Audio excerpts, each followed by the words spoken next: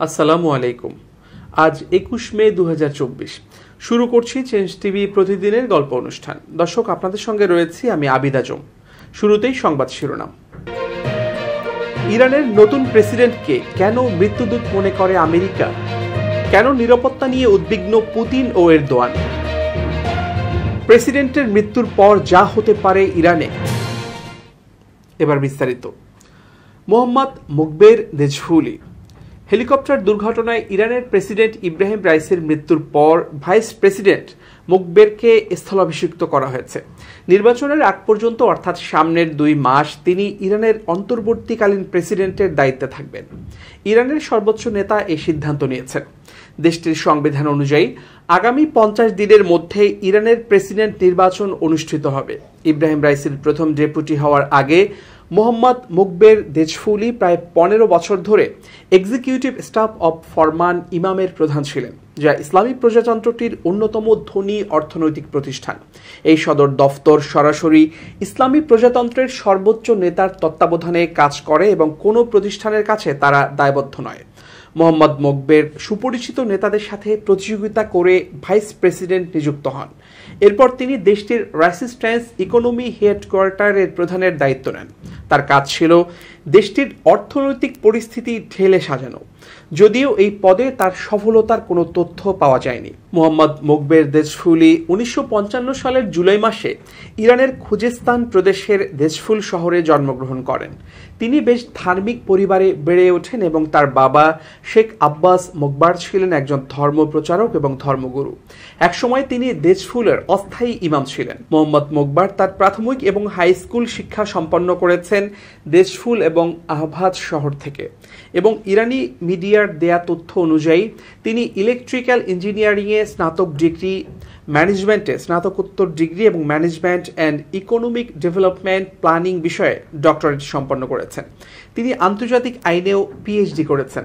1979 সালে ইরানে ইসলামী বিপ্লবের আগে তিনি কি করতেন সে সম্পর্কে খুব বেশি তথ্য পাওয়া যায়নি। তবে স্থানীয় হামামিহান পত্রিকায় প্রকাশিত একটি নিবন্ধে লেখা হয়েছিল যে তিনি Mohammad Jahanara, Ali Shamkhani, Mohsen Rezaei, Mohammad Forouzandeh এবং মোহাম্মদ বাকের জুলকাদেদের মতো ব্যক্তিদের সাথে মনসুরুন গ্রুপের সদস্য ছিলেন। এটি এমন এক দল যা ইরানের দক্ষিণ পশ্চিমের খুজেস্তানে গঠিত হয়েছিল এবং 60 ও 70-এর দশকে পাহলভি সরকারের বিরুদ্ধে বেশ সক্রিয় ছিল। খুজেস্তানে ইরানের সশস্ত্র গোষ্ঠী IRGC প্রতিষ্ঠার পর তিনি দেজফুলের স্বাস্থ্য কর্মকর্তা হিসেবে নিযুক্ত হন এবং ইরান ইরাক যুদ্ধের বছরগুলোয় তিনি এই পদে বহাল ছিলেন। যুদ্ধ শেষ হওয়ার পর মোহাম্মদ মোকবার দেজফুল টেলিকমিউনিকেশন কোম্পানির সিইও নিযুক্ত হন। এরপর খুজেস্তান প্রদেশ টেলিকমিউনিকেশন কোম্পানির এক্সিকিউটিভ ভাইস প্রেসিডেন্ট এবং পরে ওই কোম্পানির সিইও হন। তিনি কিছু সময়ের জন্য খুজেস্তানের ডেপুটি গভর্নরও ছিলেন। মোহাম্মদ ফারুজানদেহ মুস্তাফা ফান্ড ফাউন্ডেশনের সভাপতি থাকার সময় মোহাম্মদ মোকবেরের খুজেস্তান থেকে তেহরানে যান এবং তিনি ফাউন্ডেশনের পরিবহন ও বাণিজ্য সংক্রান্ত গুরুত্বপূর্ণ পদে কাজ করেন। এই সময় তিনি ইরান সেল কনসোর্টিয়ামে দ্বিতীয় মোবাইল ফোন অপারেটর প্রকল্পের টেন্ডার থেকে তুর্কসেল টেলিকমিউনিকেশন কোম্পানিকে হটিয়ে দক্ষিণ আফ্রিকার MTN কোম্পানিকে প্রতিস্থাপন করার ক্ষেত্রে গুরুত্বপূর্ণ ভূমিকা রাখেন বলে জানা গেছে।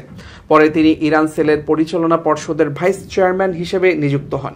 মোহাম্মদ মোকবের সিনা ব্যাংকের পরিচালনা পর্ষদের চেয়ারম্যান ছিলেন, যেটি মুস্তাফা ফান্ড ফাউন্ডেশনের তত্ত্বাবধানে পরিচালিত হতো।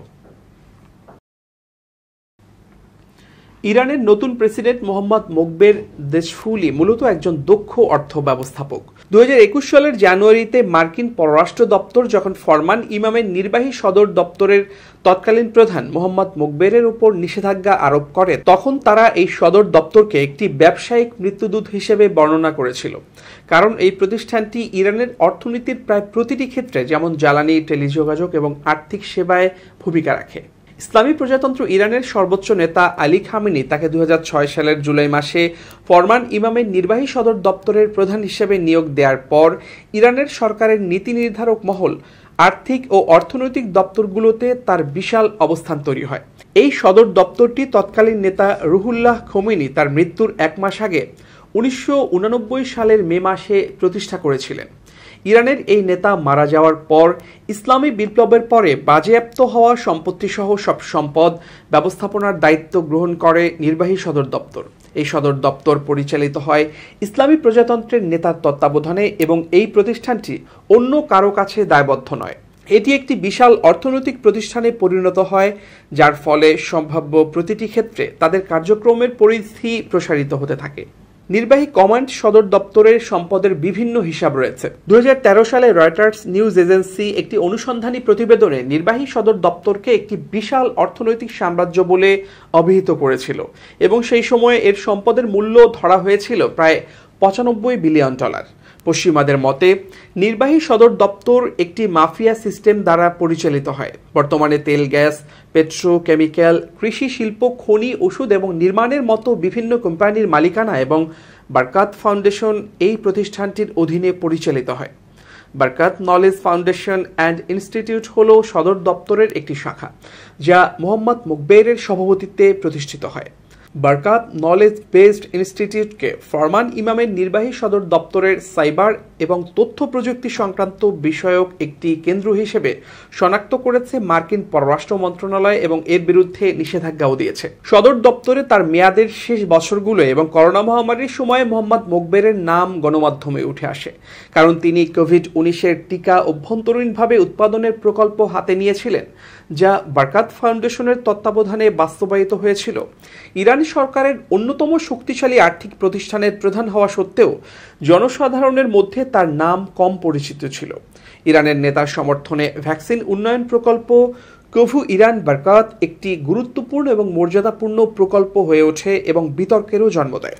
কিন্তু এই টিকাটি অবশেষে উন্মোচন করা হয় এবং মোহাম্মদ মুকবেরের মেয়ে প্রথম ব্যক্তি হিসেবে এই টিকা গ্রহণ করেন। ইরানের নতুন প্রেসিডেন্ট মোহাম্মদ মুকবেরের বিরুদ্ধে প্রতিপক্ষের নানা অভিযোগ রয়েছে, বিশেষ করে তিনি তার প্রতিদ্বন্দ্বীদের খুব শক্তভাবে দমন করতে পারেন। সমালোচনার পরও তিনি ডক্টর রাইসির খুব ঘনিষ্ঠ ভাজন ছিলেন। সাইদ জালিলির মতো আরও সুপরিচিত নামের সাথে প্রতিযোগিতা করে মোহাম্মদ মুকবের প্রথম ভাইস প্রেসিডেন্ট পদে জয়ী হন।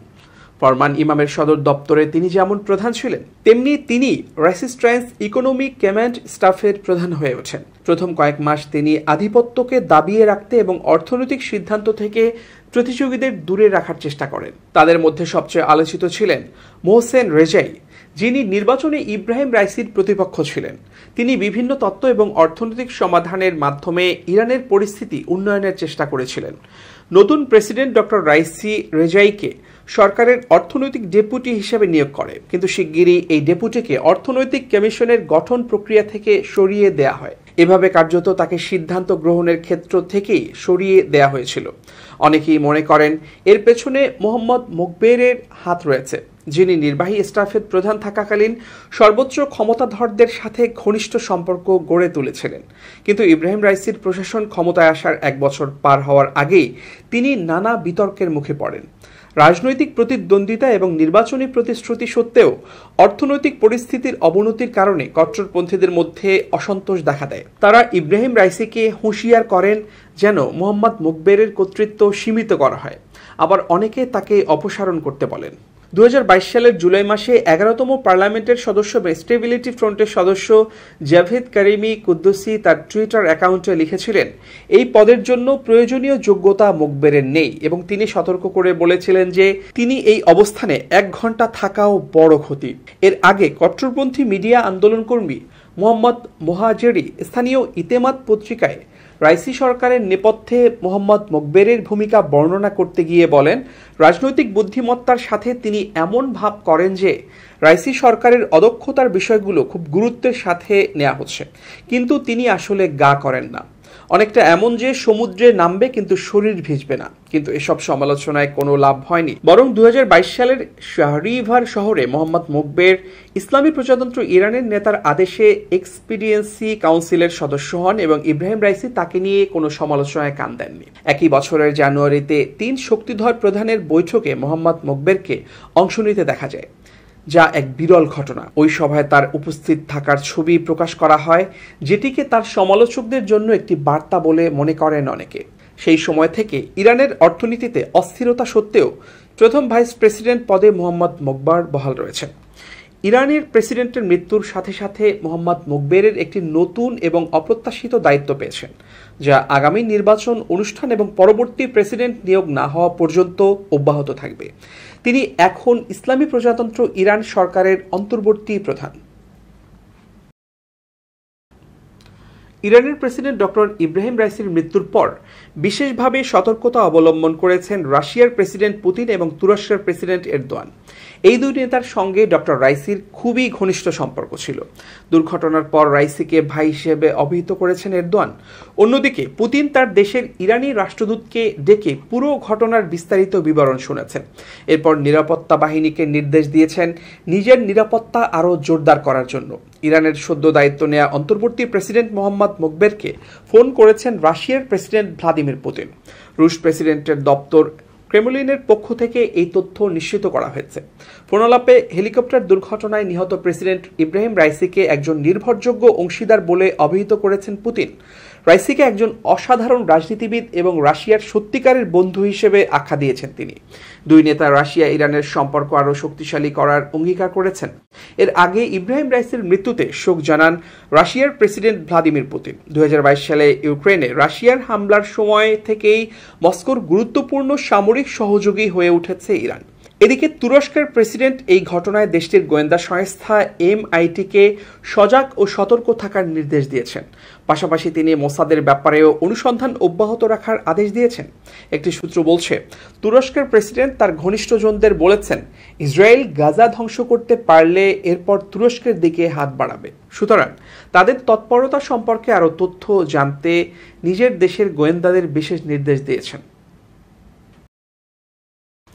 এবার খুব জরুরি 1 মিনিট জানাচ্ছেন ইউনেস্কো ক্লাব পুরস্কার বিজয়ী সাংবাদিক আমিরুল মোমিনিন মানিক।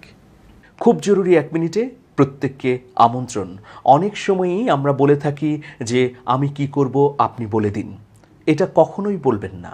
আপনি কি করবেন, কি করতে পারবেন, কিভাবে কোন পথে সফলতার দিকে এগিয়ে যাবেন সেই বিষয়ে কারোর কাছ থেকে পরামর্শ নিতে পারেন বটে, কিন্তু আপনি এই জীবনে কি হতে চান, কি করতে চান সেটা নির্ধারণ করতে হবে আপনাকেই। কারণ আপনার চেয়ে আর ভালো কেউ আপনার সম্পর্কে জানে না। সেই জন্যে প্রথম কাজ হচ্ছে নো দাই সেলফ। নিজেকে জানো, আপনি কি পারবেন, আপনার যোগ্যতা কি, আপনি কতটুকু যেতে পারবেন, আপনি কতটুকু সক্ষমতা অর্জন করেছেন তা কেবল আপনি বলতে পারবেন। আর যখনই আপনি বলতে পারবেন তখন আপনি এক ধাপ এগিয়ে গেলেন এবং আপনি নিজেকে বিচার করতে পারবেন যে আসলে আপনি কোন পথে গেলে সফলতা দ্রুত পাবেন। সবাই ভালো থাকবেন। শুভেচ্ছা নিরন্তর। আবারও ইরান প্রসঙ্গ। সাম্প্রতিক সময়ে চলমান মধ্যপ্রাচ্যের দেশগুলোর ভেতরকার দ্বন্দ্ব সংঘাত বিশ্বের অন্যতম আলোচ্য বিষয় হয়ে দাঁড়িয়েছে। বার্তা সংস্থা অ্যাসোসিয়েটেড প্রেসের এক প্রতিবেদনে বলা হয়েছে, মধ্যপ্রাচ্য জুড়ে চলমান সংঘাতে ব্যাপক প্রভাব ফেলবে ইব্রাহিম রাইসি ও হোসেইন আমির আবদুল্লাহিয়ানের মৃত্যু। গেল কয়েক দশক ধরে মধ্যপ্রাচ্য জুড়ে সক্রিয় সশস্ত্র গোষ্ঠীগুলোকে সামরিক সহায়তা দিয়ে আসছিল তেহরান। বিশেষ করে Lebanon, Syria, Iraq, Yemen, Bahrain ও ফিলিস্তিনের সশস্ত্র গোষ্ঠীগুলোর অর্থ ও সমরাষ্ট্রের অন্যতম যোগানদাতা ছিল ইরানের ইসলামী বিপ্লবী রক্ষী বাহিনী। নতুন প্রেসিডেন্ট এতটা আগ্রাসী হয়ে উঠবেন কিনা সেটা এখন বড় প্রশ্ন এসব সশস্ত্র গোষ্ঠীর কাছে। এসব গোষ্ঠী মধ্যপ্রাচ্যে আমেরিকা ও ইসরায়েলের স্বার্থের জন্য ক্রমাগত হুমকি তৈরি করে আসছিল। এর মধ্যেই গত মাসে ইব্রাহিম রাইসির সরকার সরাসরি ইসরায়েলের অভ্যন্তরে ড্রোন ও ক্ষেপণাস্ত্র হামলা করে। পাল্টা প্রতিক্রিয়ায় ইসরায়েলও ইরানের ইস্পাহান শহরে ড্রোন ও ক্ষেপণাস্ত্র হামলা চালায়। এই ঘটনার আগে কেউ কখনো কল্পনাই করতে পারেনি মধ্যপ্রাচ্যের কোনো দেশ ইসরায়েলে হামলার সাহস করতে পারে। সেই অসম্ভবকেই সম্ভব করে দেখিয়েছিলেন ডক্টর ইব্রাহিম রাইসি। শুধু এই হামলা নয়, কয়েক দশক ধরে ইরানের পরমাণু কার্যক্রম নিয়ে বেশ অসন্তুষ্ট ইসরায়েল ও পশ্চিমা দেশগুলো। এমনকি এই তালিকায় রয়েছে যুক্তরাষ্ট্রের ঘনিষ্ঠ মিত্র সৌদি আরবও। আর পশ্চিমা এসব শক্তির কোনো তোয়াক্কা না করে পরমাণু কর্মসূচি আরও জোরদার করতে অগ্রণী ভূমিকা পালন করেছেন ইব্রাহিম রাইসি। এমনকি বেশ কয়েকবার ইসরায়েলকে মানচিত্র থেকে মুছে ফেলার হুমকিও দিয়েছিলেন সদ্য নিহত ইরানি প্রেসিডেন্ট। বলা হচ্ছে রাইসির মৃত্যু প্রভাব ফেলতে পারে দেশটির পরমাণু কর্মসূচিতেও। রাইসির মৃত্যু শুধু মধ্যপ্রাচ্য নয়, বরং প্রভাব ফেলবে মধ্য এশিয়া ও ইউরোপীয় ভূরাজনীতিতেও। বিশেষ করে ইউক্রেন রাশিয়া যুদ্ধে রুশ বাহিনীকে যে বিপুল পরিমাণ ড্রোন ও সমরাস্ত্র সরবরাহ করেছিল তেহরান, এখন সেই পদক্ষেপ কতটা ধারাবাহিক থাকবে সে প্রশ্ন উঠতে শুরু করেছে অনেক মহলে। এছাড়াও রাইসির নেতৃত্বে আর্মেনিয়া আজারবাইজান সংঘাতেও গুরুত্বপূর্ণ ভূমিকা পালন করেছিল তেহরান। এদিকে হেলিকপ্টার দুর্ঘটনায় রাইসির নিহতের ঘটনায় ইরানে অস্থিরতা তৈরির আশঙ্কা করছে কূটনৈতিক মহল। তারা বলছেন, প্রতিপক্ষের ষড়যন্ত্র তথ্য এখনই উড়িয়ে দেয়া যায় না। এসব কূটনীতিকের মধ্যে একজন আমেরিকা সরকারের সাবেক স্টেট ফর হাউস বিভাগের অ্যাসিস্ট্যান্ট সেক্রেটারি জোয়েল রুবিন। ইরানের প্রেসিডেন্টের মৃত্যুর পর তিনি বলেছেন, রাইসি এবং তার সহযোগীদের মৃত্যুর নেপথ্যে ষড়যন্ত্রের তত্ত্ব এখনই উড়িয়ে দেয়া যাচ্ছে না। আগামী দিনে এই ঘটনা ইরানের রাজনীতি তো বটেই, আন্তর্জাতিক রাজনীতিতেও প্রভাব ফেলতে পারে। প্রিয় দর্শক, শেষ করছি প্রতিদিনের গল্পের আজকের গল্প। changetv.press বাংলাদেশের ইউটিউব জার্নালিজমের অগ্রদূত। ভিজিট করুন এর ওয়েবসাইট www.changetv.press, youtube.com/changetvpress এবং সাবস্ক্রাইব করুন চ্যানেলটি। নিয়মিত লাইক, কমেন্ট ও শেয়ার করে আপডেট রাখুন নিজেকে। ভালো থাকুন, নিরাপদে থাকুন, শুভেচ্ছা নিরন্তর।